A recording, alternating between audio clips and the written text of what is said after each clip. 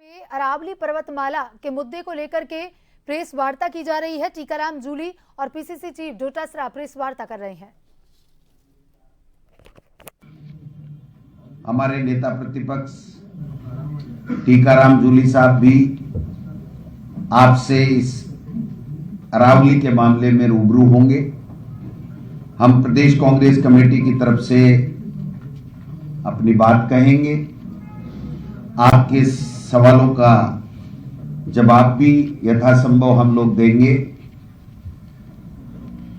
मैं निवेदन करना चाहता हूं कि भारतीय जनता पार्टी की सरकार जब से केंद्र में बनी है, संवैधानिक संस्थाओं का दुरुपयोग, उनकी स्वायत्तता को खत्म करना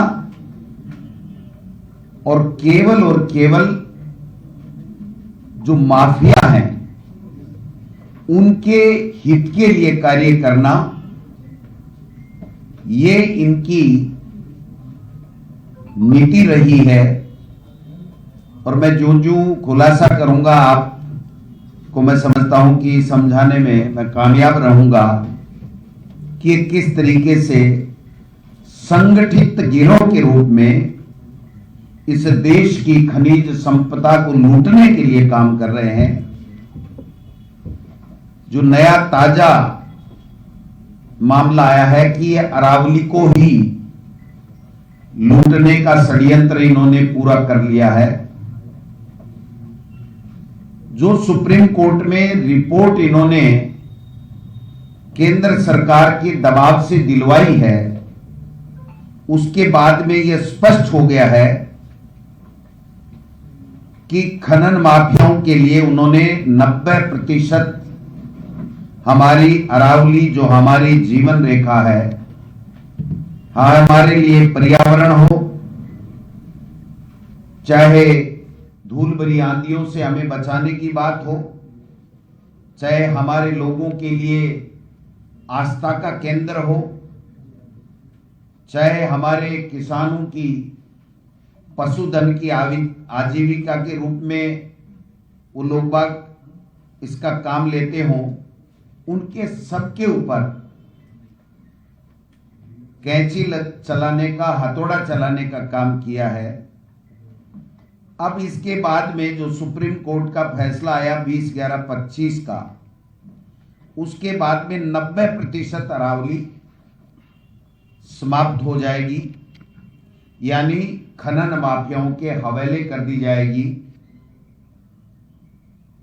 ये प्रयास काफी दिनों से इनके द्वारा किए जा रहे थे, लेकिन अब सोची समझी साजिश के तहत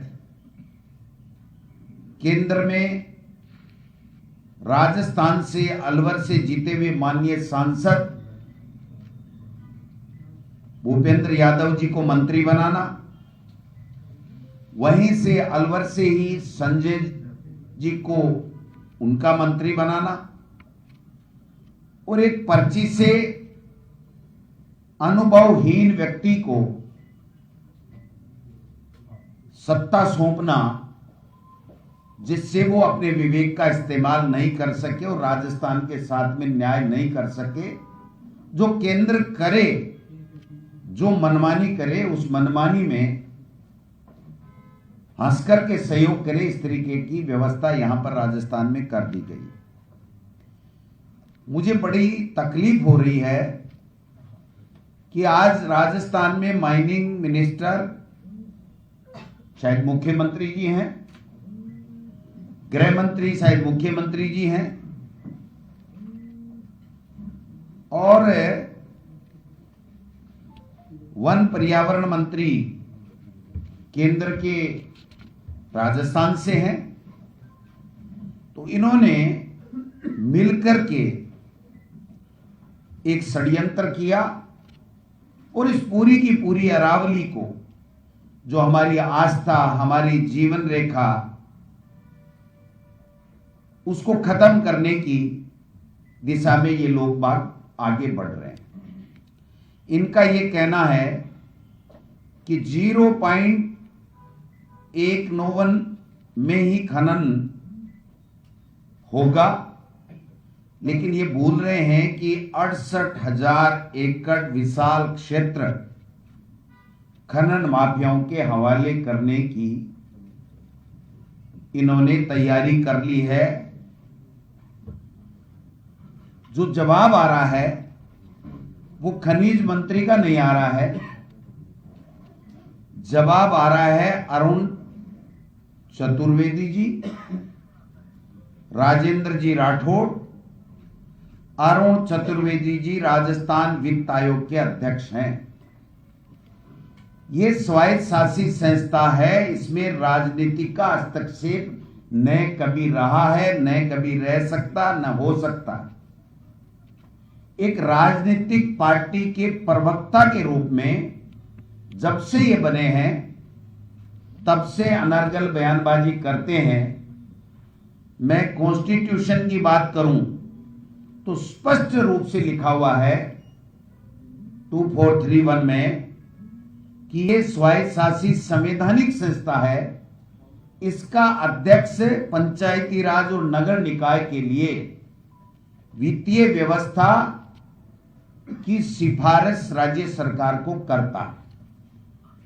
जब वो ही राजनीति करने लग जाएगा तो फिर ये नीचे की संस्थाएं कैसे पारदर्शिता के साथ में काम कर सकेंगी, उनको न्याय कैसे मिलेगा। और एक राजेंद्र जी राठौड़ साहब जनता में अपना विश्वास नहीं जीत पाए और अब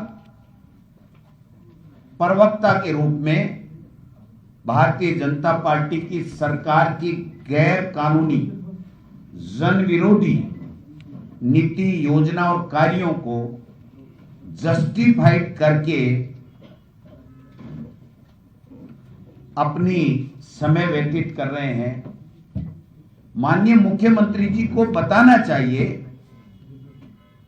कि आप किस तरीके से इसको जस्टिफाइड कर रहे हो। 68,000 एकड़ विशाल खनन क्षेत्र आप हमारा दे रहे हो।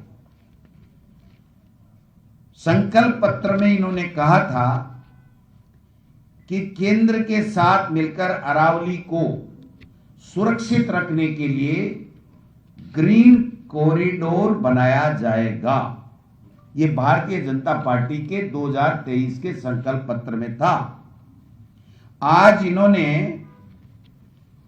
केंद्र और राज्य सरकार ने मिलकर के इसको अवैध खनन कॉरिडोर बनाने का काम ये लोग बात कर रहे हैं। खनन माफियाओं से मिलकर के चंदा लो, जैसे इलेक्ट्रल बॉन्ड में इन्होंने ईडी, इनकम टैक्स, जीएसटी के छापे डाल करके लिए थे, वैसे अब इनसे चंदे लो और अवैध माइनिंग करवाओ या माइनिंग अरावली को पट्टे दो। आज राजस्थान में सबसे ज्यादा खनिज पट्टे हैं पूरे हिंदुस्तान में, उसके बावजूद भी इनको ऐसी क्या नौबत आ गई। पहले भूपेंद्र यादव साहब ने प्रयास किया जो सीटीएच के एरिया को बदलने का, सुप्रीम कोर्ट ने थप्पड़ लगाई, करारा तमाचा उनकी इस साजिश के ऊपर लगाया, वापिस बैठ गए और अब ये लेकर के आए। ये सनातन की बात करने वाली सरकार राजनीतिक रोटियां सेकने के लिए सनातन की बात करती है, लेकिन आप देखिए कि अरावली में जहां ये परमिशन दे रहे हैं वहां पर ऐतिहासिक देव स्थल बने हुए हैं। परशुराम महादेव पाली, हर्षनाथ भैरव सीकर, पांडुपोल हनुमान, नीलकंठ महादेव अलवर सरिस्का, गलता, खोले का हनुमान जी, एकलिंग जी, ऋषभदेव उदयपुर, लोहागरज झुंझुनू और दिलवाड़ा अचलगढ़, कुंभलगढ़, आमेर,